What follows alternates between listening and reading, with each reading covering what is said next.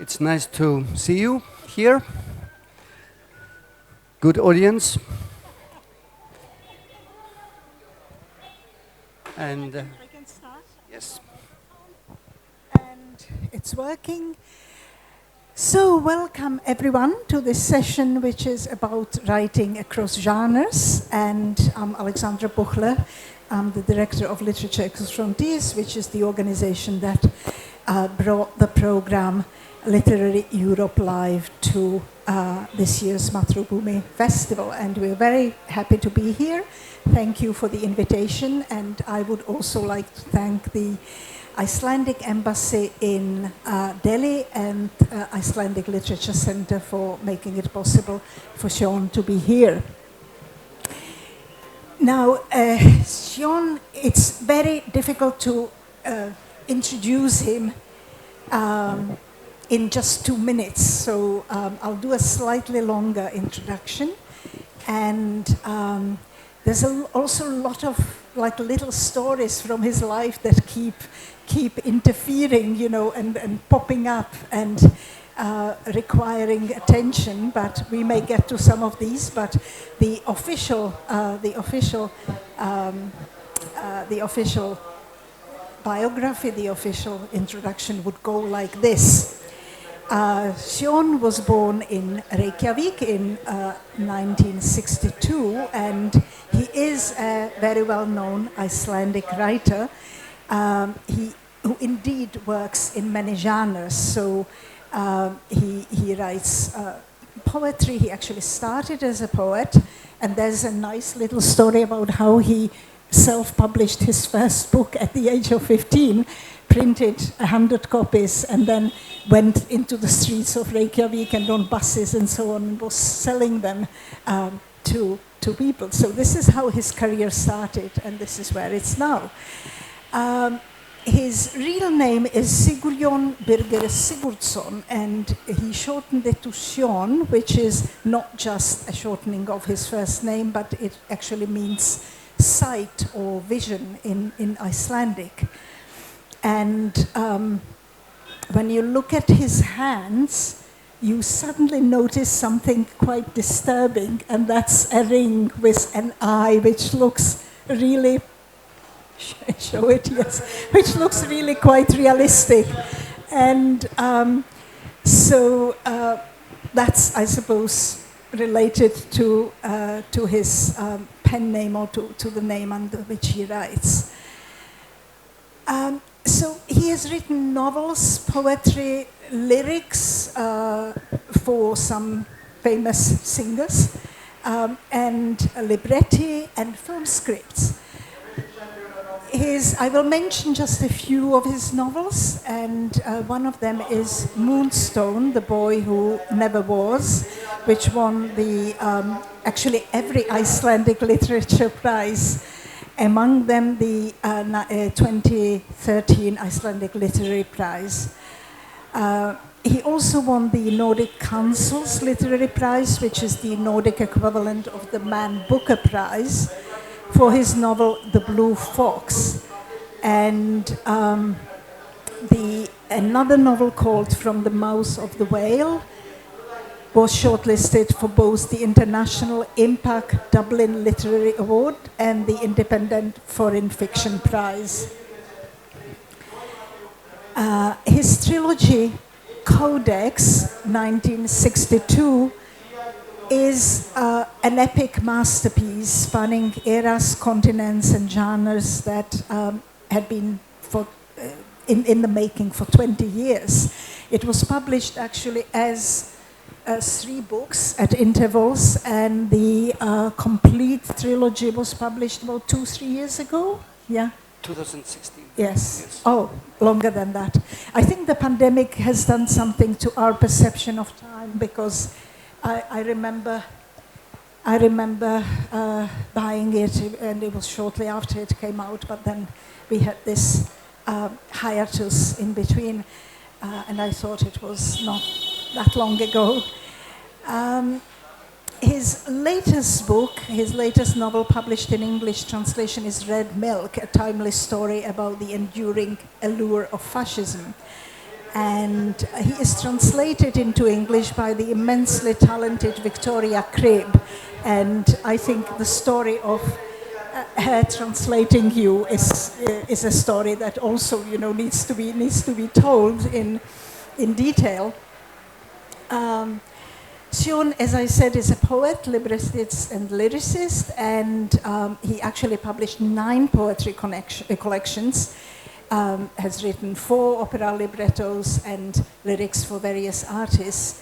His long-time collaboration with the Icelandic singer Björk led to an Oscar nomination for his lyrics for the Lars von Trier movie Dancer in the Dark. And he has also written for the stage and film and co-wrote the script for the folk horror Lam, which was produced by the renowned Hungarian director Béla Tar. I was very impressed with that. I'm a fan of his. And the actress Noomi Rapace, who actually stars in the film. His latest film as writer is Robert Eggers' feature The Northman, which was released in 22, so quite recently. And it was inspired by the Icelandic sagas and stars. It has a star-studded cast: Nicole Kidman, Willem Dafoe, Alexander Skarsgård, Ethan Hawke, Anya Taylor-Joy, and Björk herself. Sjon is also very active on the literary scene as president of the Icelandic Pen Center, and he's the former chairman of the board of the Reykjavik UNESCO City of Literature. His novels have been published in 35 languages. I know this took a long time, but I think all this needs to be said and more.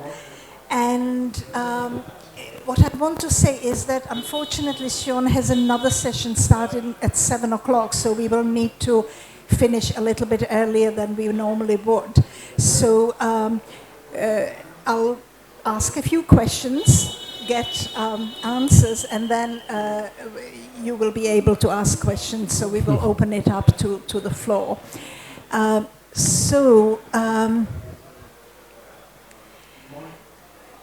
We're here at the Mathrubhumi festival, and the theme, the motto of the festival is Shadows of History, Lights of Future. And in your writing, you actually mix history, historical characters and events, as well as myth, legend, and folklore. Can you maybe tell us about how you bring all these strands together in your writing? Thank you for the introduction, Alexandra. It's good to be reminded that you've actually done something in your life. I'm 60 years old now, so this sounds like, you know, I've been rather busy. When I started out as a poet, it was partly because I thought poets didn't have to do anything but just sit in cafes and drink coffee and have discussions and have fun and maybe write the occasional poem on a napkin. But yeah, I've been busy. You're right. In my writing from the beginning, I have been occupied with, let's say, stories that somehow bring together the contemporary and the past with an eye on the future. But I think this is how all literature actually comes into being. The poet, the writer, the artist is always living in the moment between a disappearing world and a world that is coming into being. That is the only way to be if you're a poet. And I always talk about myself as a poet, even though I have written novels and screenplays and libretti, because the highest form of literature is, of course, poetry. It is this amazing transmutation of language, the same language that we use in our everyday life to explain simple things like how to fry an egg, or we make a shopping list before we go shopping, or whatever utilitarian use we can have of language. This is the same tool we use to transform the world into poetry. And this is an ancient art and the highest form of human achievement, obviously. Would the poet say that? So I like to call myself a poet rather than an author or a writer. And I think that like almost everyone, my encounter with literature started through what children hear and experience as songs and games. That is where we start in literature. The first literature we experience is the literature that is sung to us. Even, you know, as babies, you know, the lullaby is the first encounter we have with literature. Because the lullaby is something you sing to a child that hasn't even started using language itself. Isn't that amazing? And the lullaby is a multiple performance. It is language, it is music, it is a performance, it's acting. And I've always said that this is something we try to repeat in what we keep doing for the rest of our lives as writers, with the exception that we are not trying to put our audience to sleep. We're trying to keep them awake. That's the difference between the lullaby and what we do as poets later on. So much of, nobody knows how old lullabies are. There are lullabies sung in Iceland that came to Iceland with the settlement in the 8th century. That settlement came from Norway, from Ireland, from northern Germany. And we don't know how far back we can trace those lullabies. They are probably thousands of years old. And I think there is something amazing that the first encounter we have with culture is with one of the oldest forms of human expression, the lullaby. And the lullabies are full of folkloric elements. And I think that some of us respond to literature by creating literature in return. It's a mystery. It's a mystery why this happens. But I can remember that from a very young age, I enjoyed poetry. When we were reading poetry in school, I actually enjoyed it. And we were given a big collection of Icelandic poetry, and I read it at home, not only in school. And it recently came to me that when I was 12, one of the major poets of Iceland at the time, Tómas Guðmundsson, he turned 75 years old, and they published a special edition of his poems. And I took the bus from the neighborhood where I lived to the center of Reykjavik and bought a book and got it autographed. I paid for it with my own money. And I just remembered this recently, and it tells me that at 12, because usually I was buying rock albums and things like that. But for some reason I felt it necessary to go and buy this book directly and have it signed by the poet, because I liked his poetry. But as I say, I loved poetry from a very young age, but I also started reading the Icelandic folk tales from a very young age. And at the same time, I am, of course, from a culture that has a strong belief in literature, and believe in literature as the only thing that we have to make a claim for ourselves at the seat of civilization.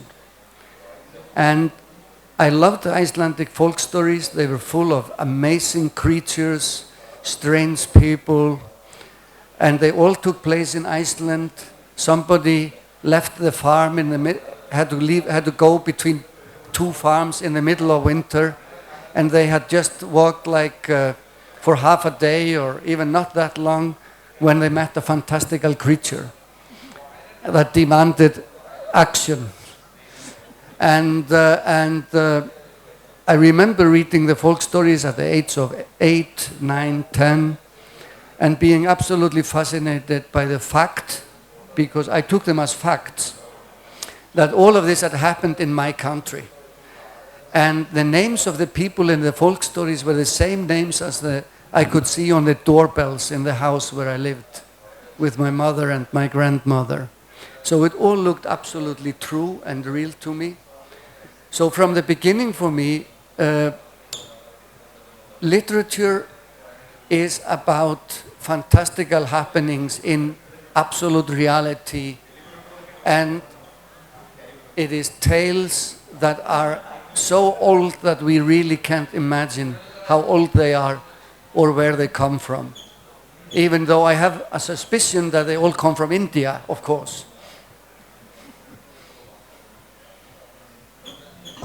You have now touched on this amazing legacy that Iceland is known for, which is the sagas and the Eddas, and that's something that really, the whole world knows Iceland for. That tiny, tiny country which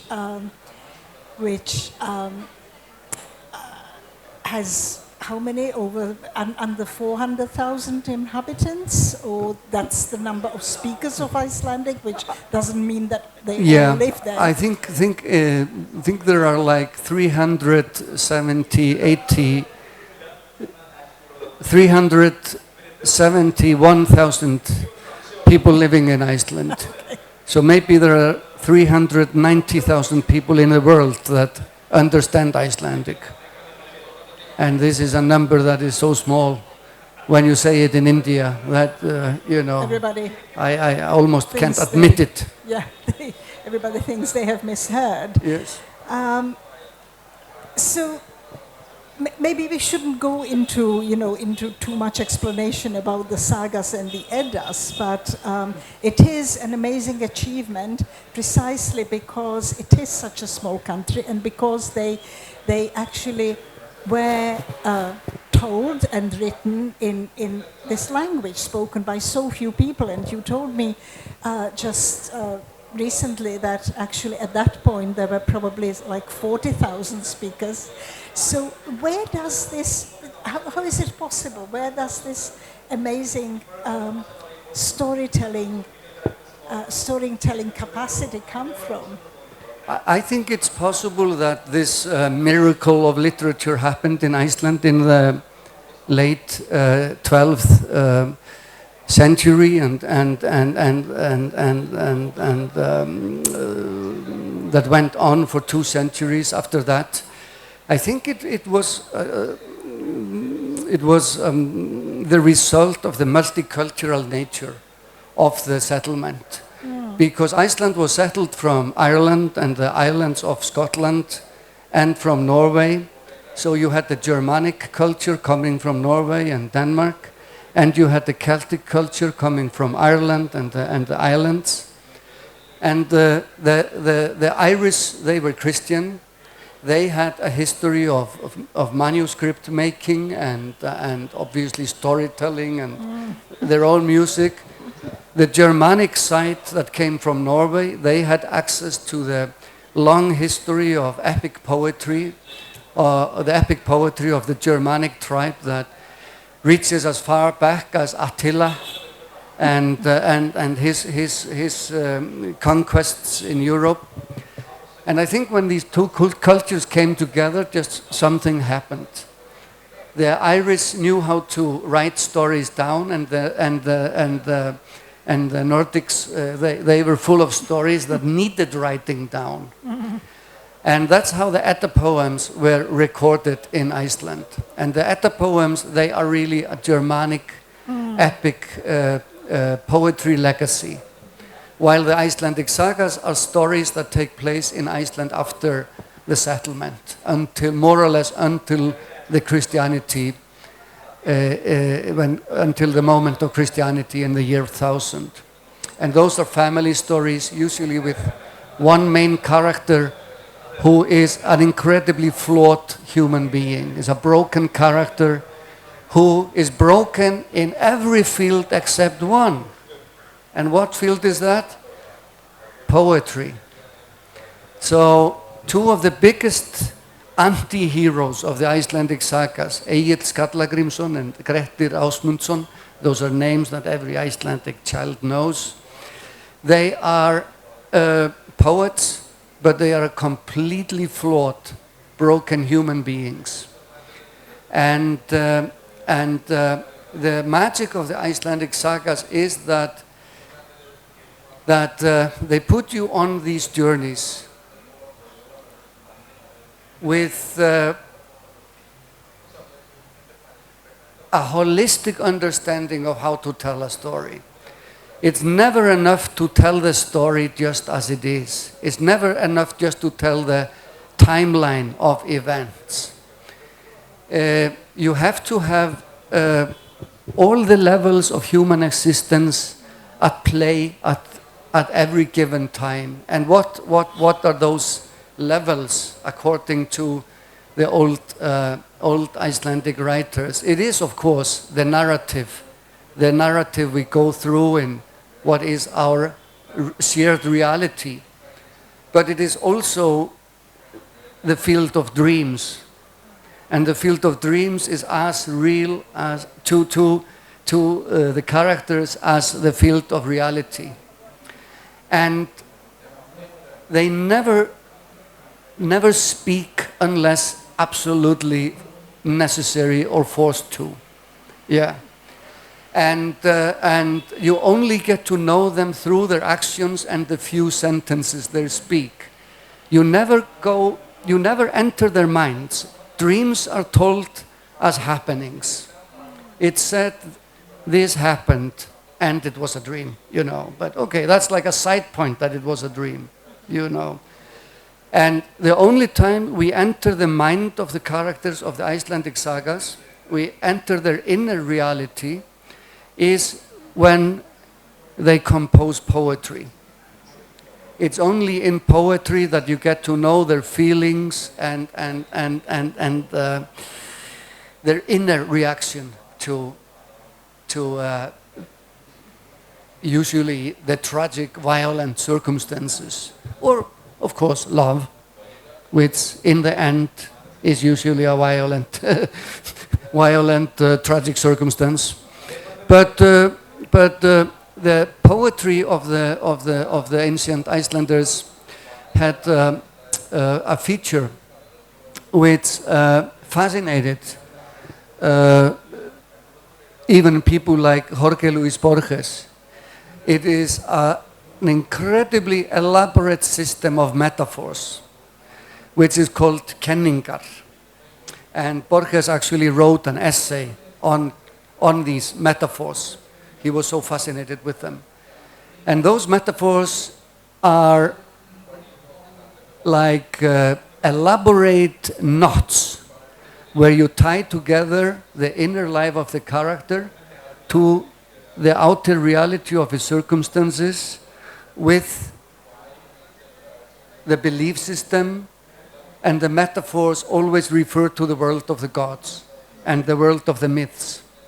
So man is always tied, literally tied, by a thread, the thread of fate, to the world of the gods. And this is what you find in the poetry. So these stories told me that. Never tell a story, never write a novel unless you bring all these elements into play.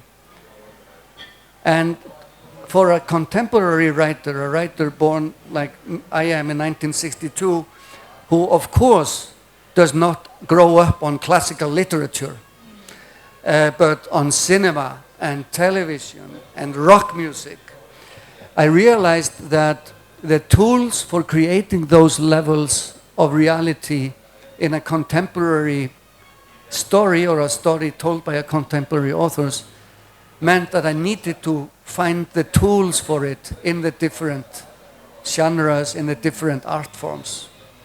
So, yeah. Well, probably an excellent example of all this is your trilogy, Codex 1962, which is the year of your birth. And I'll digress a little here. I was telling Sjon earlier that I'm quite fond of Goodreads because you actually find excellent reviews there.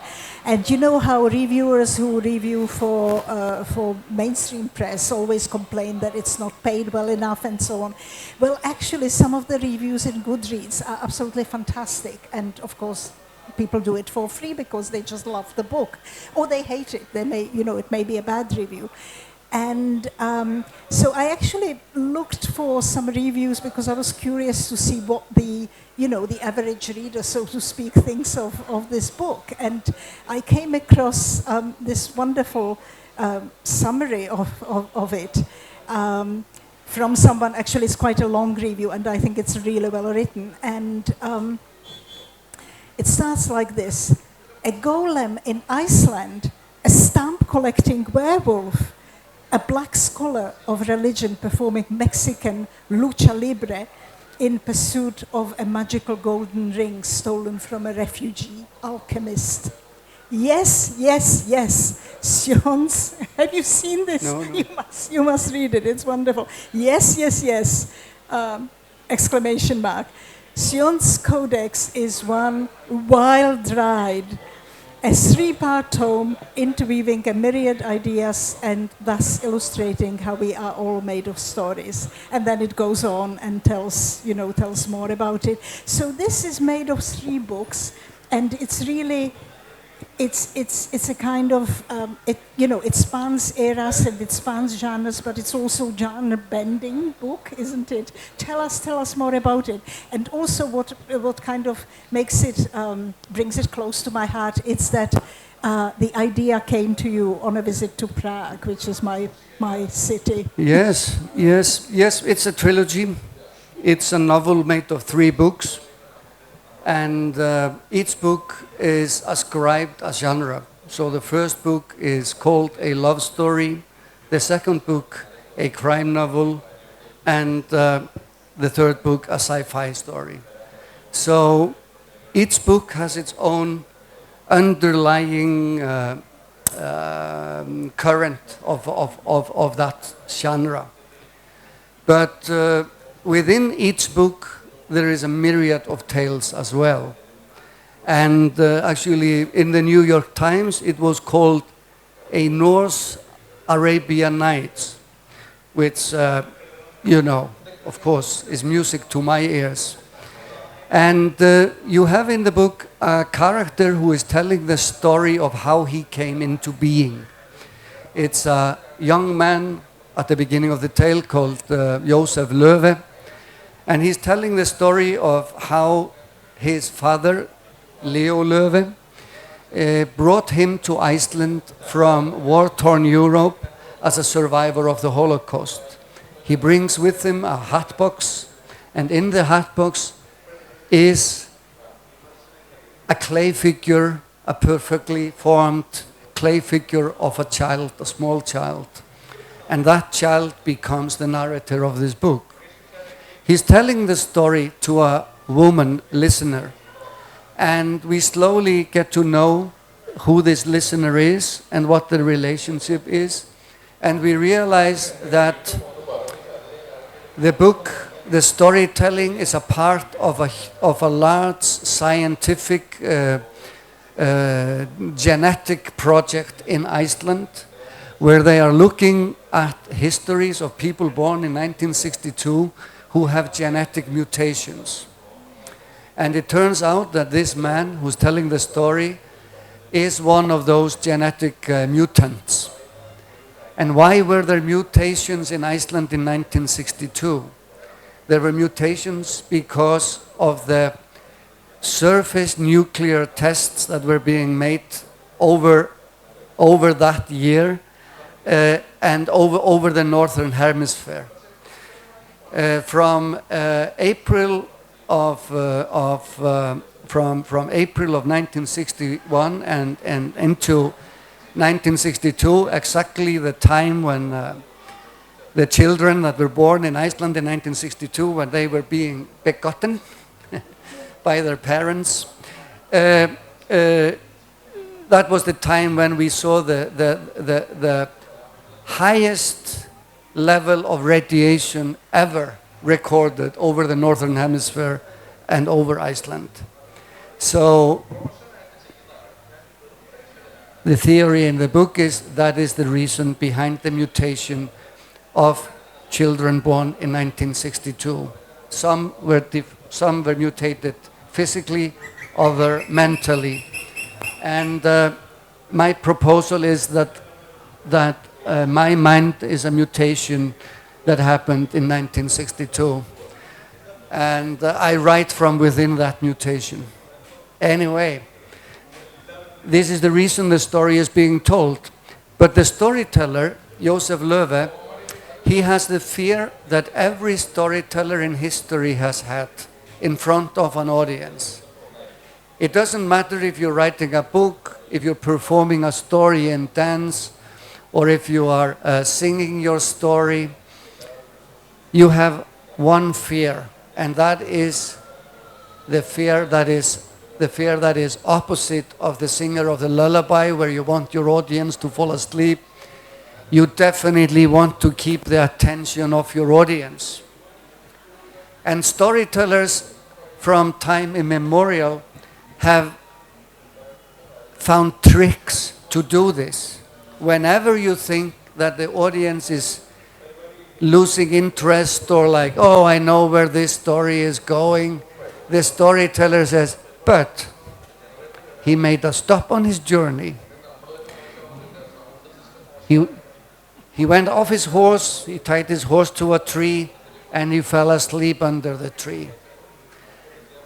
He woke up to voices, and there were voices in the tree.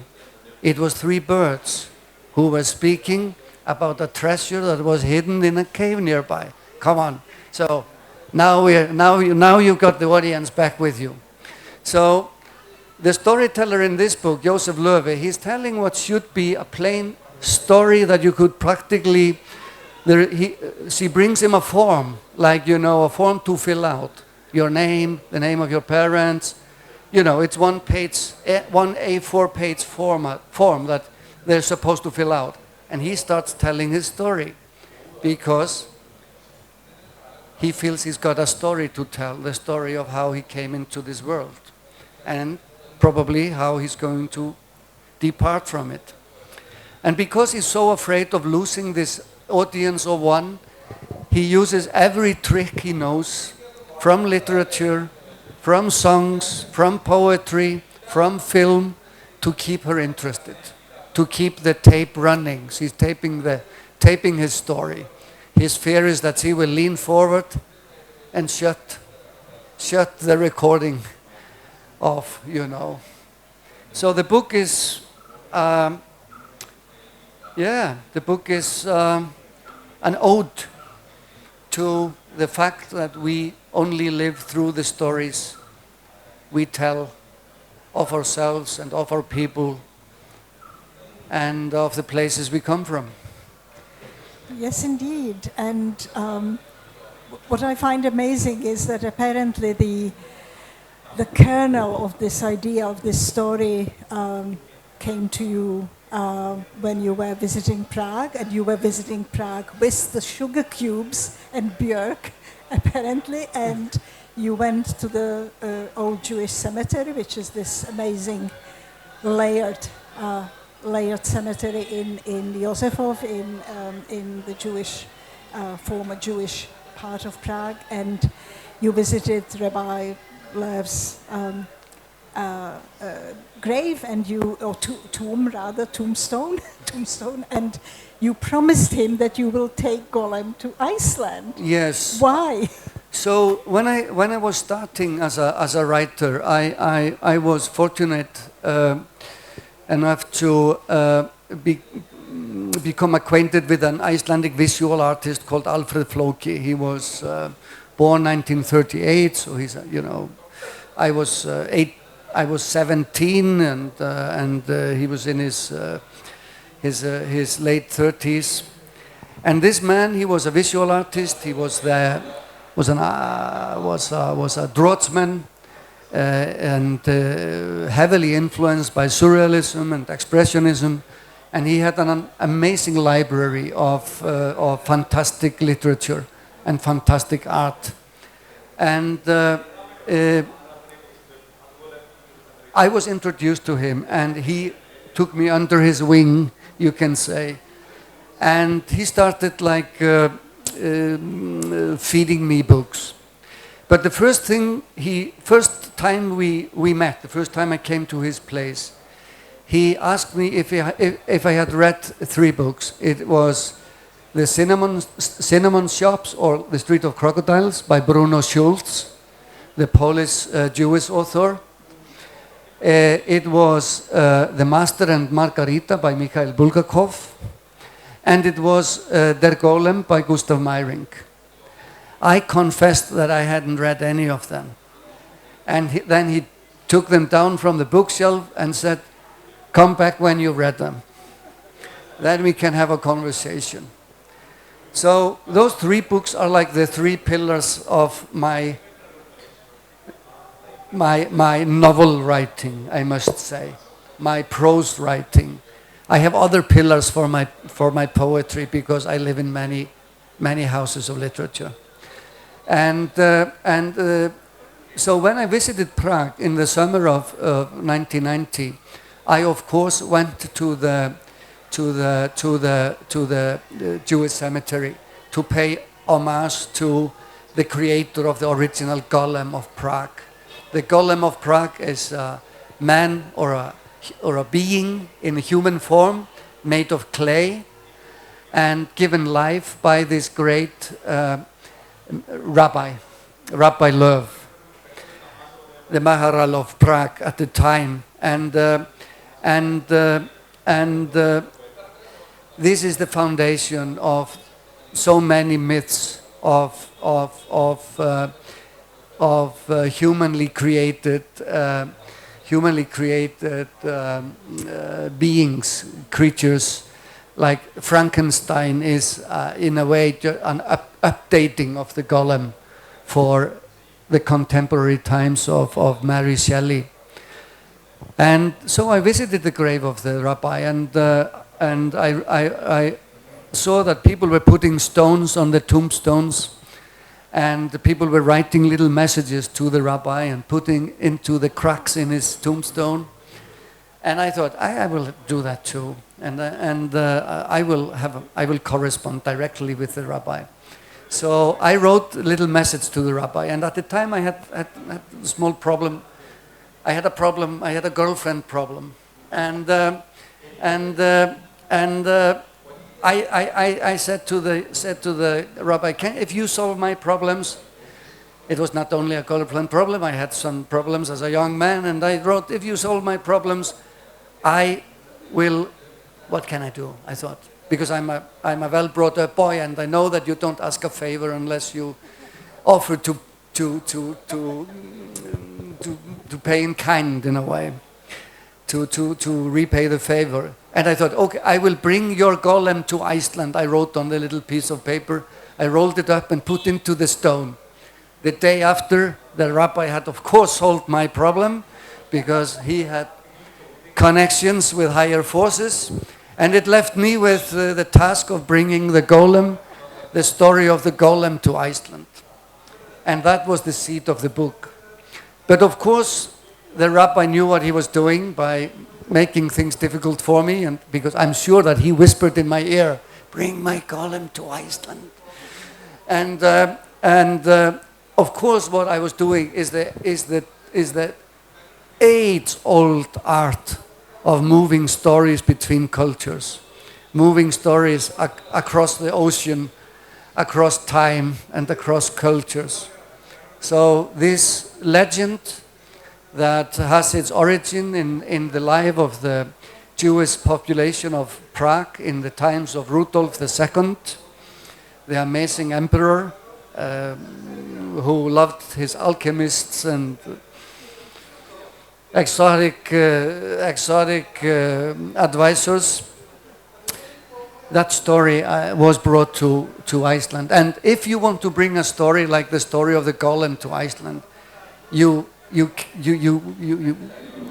have to make that a fantastic story. It has to be a story for the ages. So it took me 20 years to do it, but I managed in the end. Yeah. You did manage, indeed.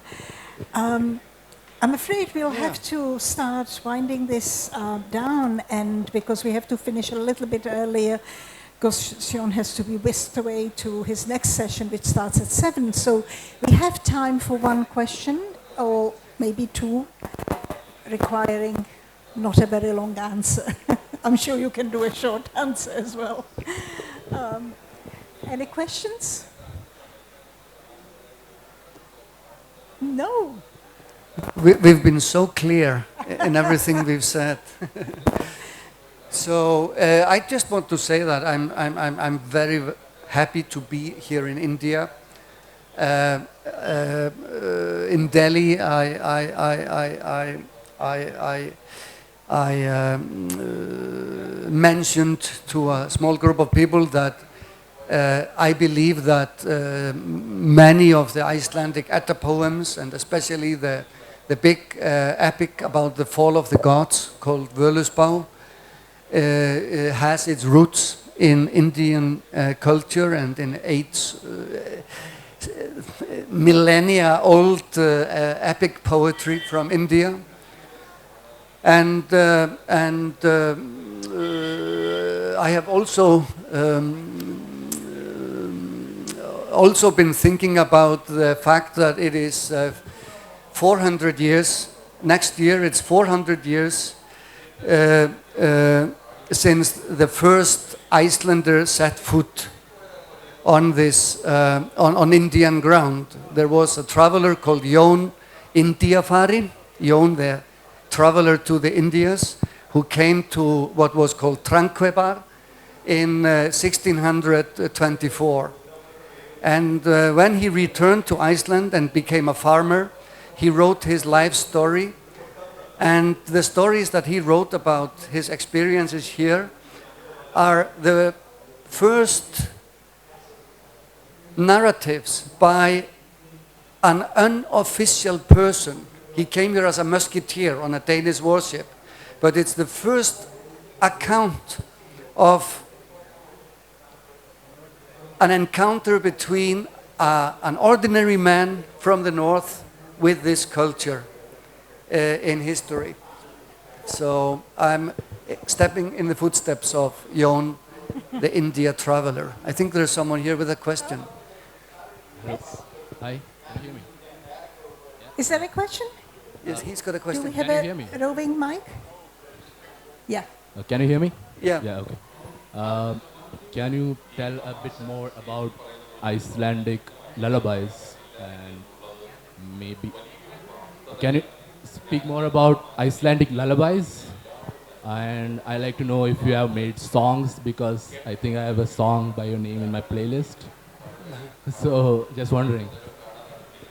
Well, one of the things that the Icelandic lullabies, all of the Icelandic lullabies have in common is that they're very dark. They are not very sweet. They speak of the the fearful things hidden in the dark. So the reason you should go to sleep is to get away from the dark things, you know. And some of them are quite horrible, you know. And I don't think I can sing them now. Sorry. But there are stories like there's a story about a child in the valley that fell down a crevice, and in the crevice there was this dark creature, and you know, it's a very strange way of putting children to sleep, you know. But I guess it was maybe the reality of people at the time was so dark that these sounded like sweet stories, but I'm not sure. But this is what they have in common. They are quite dark. But then, of course, they have all these little melodies like Bium, bamba lo, wo, diddly, diddly, do. Sini, minum, vakayero. This is actually a lullaby that comes from the hidden world of elves. So some of the stories come from other dimensions to us.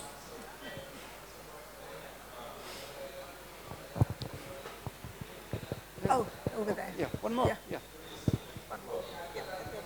Hi.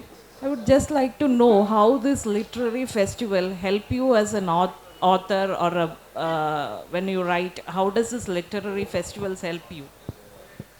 Well, the amazing thing about literature festivals is meeting people from different cultures who, if they have read your books, have questions that open up the works for yourself, that you realize that there were other aspects to the stories. And then, of course, listening to other authors and to get to know the culture that you're visiting. And I know that I will be bringing back stories with me to Iceland. And they will come from different sources. They will come from the authors that I hear speaking here at other events and at panels. I learned very much last night at the event with my colleagues from various African countries. Then I just heard a strange story at the bar at the hotel. There was a man who said that 30 years ago it was prophesied for him that he would die in Iceland and that he would die by a tree in Iceland. And he said that he's always been quite relaxed about this being nonsense because there are no trees in Iceland. But I could tell him that in the 30 years since the prophecy was made, the trees have grown. So sometimes the prophetess, knows more than the one who is receiving the prophecy. So that's a story that I will take back with me and do something with. And then, again, just connecting with your culture is priceless for me and makes me think about how wherever two or more human beings come together, there is literature. And I believe it's completely inherent in our nature, telling stories, reading stories from our environment, and entertaining and educating each other through stories. Thank you. I think on this note, yes, a hand of applause, and thank you to the audience. Thank you, Sjon. This was wonderful. Thank you, Alexandra, and thank you all for coming. Thank you.